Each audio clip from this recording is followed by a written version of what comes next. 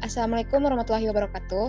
Kami dari kelompok 1 akan mempresentasikan hasil diskusi kelompok kami yang berjudul Siklus Pendapatan dan Siklus Pengeluaran Milk Square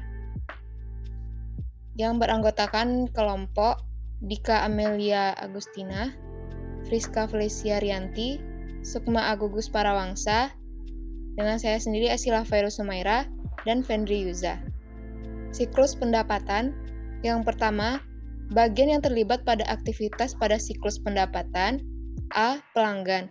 Di mana pelanggan melakukan pembelian produk yang dijual, pelanggan bisa melakukan pembelian dengan cara online, yaitu dengan memesan pada aplikasi GoFood. B. Kasir. Kasir sendiri yang akan berkaitan langsung dengan tahapan penjualan dan juga berinteraksi langsung dengan pelanggan. Kasir sendiri akan bertanggung jawab atas pencatatan dan penginputan data pesanan pelanggan. C. Barista. Setelah kasir pihak yang bertanggung jawab terhadap pesanan pelanggan yaitu barista, di mana barista yang akan memproses pembuatan pesanan pelanggan sesuai dengan yang dipesan pelanggan. 2. Keputusan kunci.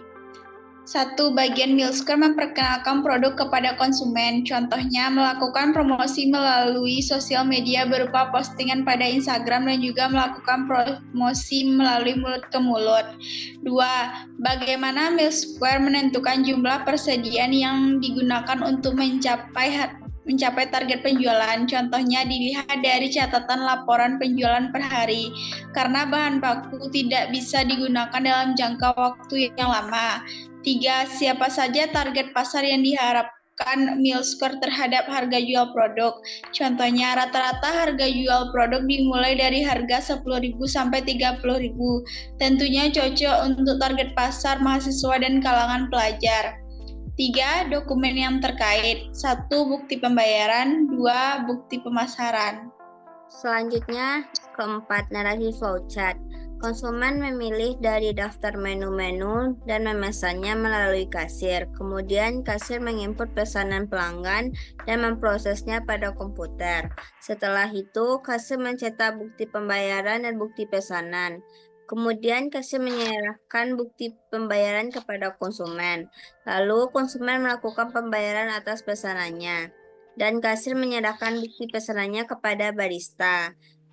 Berdasarkan bukti pesanan, barista membuat pesanan konsumen. Setelah pesanan selesai, dibuat barista menyerahkan pesanan konsumen sekaligus dengan bukti pesanan tadi kepada kasir.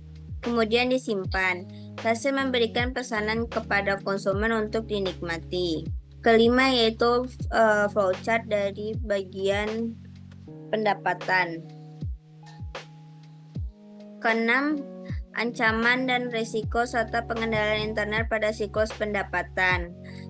A. Ancaman dan risiko. Adanya keliru dalam membuat pesanan konsumen, kehilangan bukti pesanan, salah dalam penginputan data pesanan, dan kesalahan dalam pengambilan pembayaran. B. Pengendalian internal. 1. Selalu mengecek persediaan toko.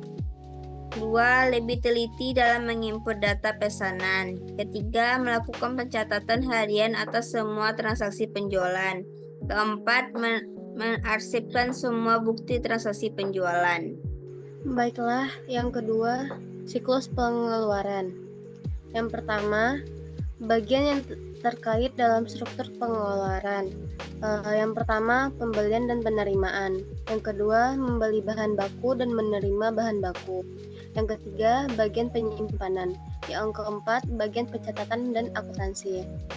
Yang kedua, keputusan kunci. Yang pertama, bagaimana Milk Square mendapatkan supplier untuk mendapatkan bahan baku yang memiliki kualitas baik. Contohnya, supplier Milk Square sendiri didapat atas kerjasama pihak kampus dengan peternakan daerah setempat, yaitu di Solo. Yang kedua, berapa banyak jumlah persediaan yang dibutuhkan Milk Square untuk satu kali pembelian bahan baku. Contohnya, untuk persediaan yang dibutuhkan akan dilihat dan diperkirakan berdasarkan jumlah persediaan bahan baku pada produk yang terjual. Yang ketiga, bagaimana pengelolaan uang Milk Square dalam pembelian persediaan dan pembayaran gaji karyawan. Contohnya, dalam pembelian persediaan bahan baku, Millsquare sendiri selalu mencatat dan melakukan pembayaran sesuai dengan jumlah yang tertera dan dicatat pada laporan keuangan harian dan bulanan.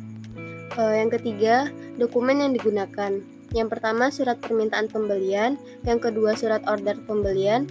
Yang ketiga, surat tanda terima. Yang keempat, laporan keuangan. Yang keempat yaitu narasi flowchart, yaitu dimulai dari toko yang mengecek persediaan bahan baku. Terlihat bahwa persediaan bahan baku sudah sedikit dan segera menghubungi bagian gudang untuk permintaan penambahan bahan baku. Pada bagian gudang setelah menerima informasi, lalu mengecek persediaan bahan baku, ternyata persediaan bahan baku juga sudah sedikit. Lalu membuat surat permintaan pembelian bahan baku sebanyak 3 rangkap. Yang pertama dikirim ke bagian pembelian, 1 rangkap lagi dikirim ke bagian akuntansi, dan 1 rangkap lagi disimpan. Pada bagian pembelian, setelah menerima surat permintaan pembelian, kemudian menyiapkan surat order pembelian sebanyak 4 rangkap. 1 rangkap kepada supplier, 1 rangkap lagi kepada bagian akuntansi, 1 rangkap lagi kepada bagian gudang, dan selebihnya 1 rangkap lagi yaitu untuk disimpan. Setelah bahan baku diterima dari supplier pada bagian gudang, lalu melakukan pengecekan berdasarkan surat-surat yang diterima. Kemudian bagian gudang membuat surat tanda terima sebanyak 3 rangkap. 1 rangkap kepada bagian pembelian, 1 rangkap lagi kepada bagian akuntansi, dan 1 rangkap lagi disimpan. Kemudian bagian akuntansi berdasarkan surat order pembelian dan surat penerimaan melakukan pencatatan laporan keuangan. Yang keenam yaitu ancaman dan risiko serta pengendalian internal pada siklus pengeluaran. Yang pertama yaitu ancaman dan risiko. Terdapat yang pertama yaitu jumlah permintaan persediaan tidak sesuai, kehilangan data persediaan habis masa expire. Untuk pengendalian internalnya yang pertama yaitu mencocokkan bahan baku dengan faktur pembelian dan surat order barang. Yang kedua yaitu membuat kopian data persediaan.